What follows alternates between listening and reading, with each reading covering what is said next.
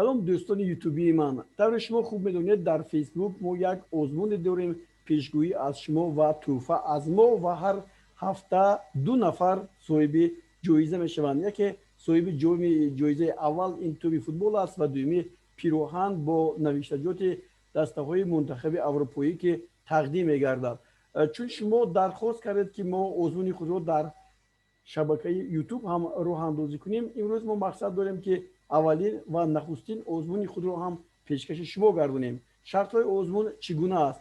در آزمون همه اشتراک کرده میتوانند. اگر شما در دوری ها جایگیر باشید، مثلا بیرون از تاجیکستان، هیچ مشکلی نیست. اون کسی که در این آزمون ما پیشگویی ما غالب میآید، حتما همون جایزه که او صاحب می شود با خویشاوندان یا خود به نزدیکانش رسانیده میشوند. مقصد ما اصلا ترغیب فوتبال تاجیکستان و فوتبال آسیا است. از زیرا ما بیشتر نتیجه های را پرسو میشویم که از چپه تاجیکستان است و یا خود از چپه های کشورهای آسیا.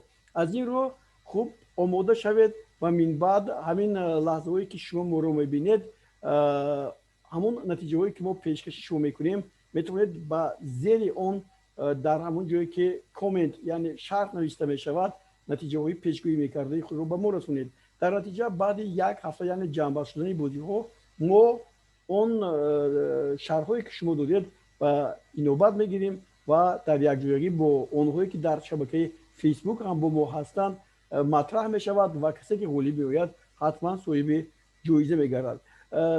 طرز اون چگونه است؟ یعنی اون نفر غالب دونسته میشود که از همه شماره زیادی نتیجه های بازی ها رو درست پیشگویی کند. یعنی نتیجه ها با رقم ها نوشته میشوند. مثلا یک دسته بگیریم استقلال با خطون، مثلا حسابی 6-0 این به اینوبت گرفته میشود. اما خطلان میبرد یا استقلال میبرد، این گونه ما چنین جواب ها رو قبول نمیکنیم. از این رو هر نفری که طور دیدید پیشگویی دقیق تر میکند، یعنی بیشتری نتیجه ها رو پیشگویی میکند، او صاحب و غالب جایزه ما میگردد. در مورد دیگر جایزه دوم به اون نفری داده می شود که در این مثلا آزمون شرکت می‌ورزد و یک شماره کمتر دارد یا زیادتر.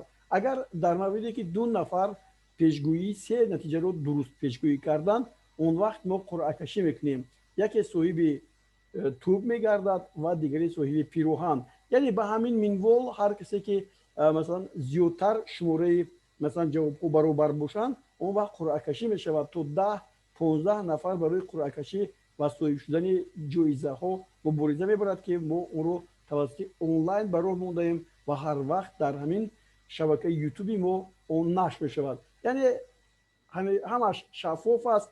یگان ممکن تقابوزی یا چیز دیگر در ما نیست و از این رو شما میتونید در این آزمون مشارکت ورزید و صاحب جایزه شوید. هرچند جایزه ها مرتبهشون بلند هست، اما این یک یادگاری خواهد بود از ما به شما و همچنین اشتراک شما در آزمون ما. از این رو با اولین آزمون ما حالا شما آماده شوید و اینجا ما چند بازی رو به شما پیشکش میکنیم که نتیجهش رو باید شما گویید. این بازی ها کلوب مرکزی ورزش ارتش با خوجند است، خطلان با دوشنبه، کوکتوش با فایسکند، رفشن با اسخطب و استقلال با رفشن است که این هفته به پایان میرسند و پگاه الکی بازی ها شروع میگردند. همچنین ما یک بازی دیگر رو بنگالورو و باشندارا کینگز رو از جام کنفدراسیون فوتبال آسیا گرفتیم، چون که این بازی ها هم برای ما خیلی هم مهم هستند، چون که در همین ردیف دسته های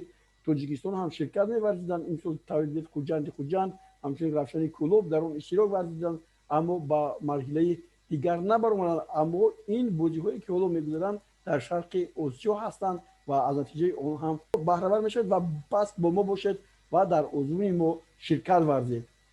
چی گفتی؟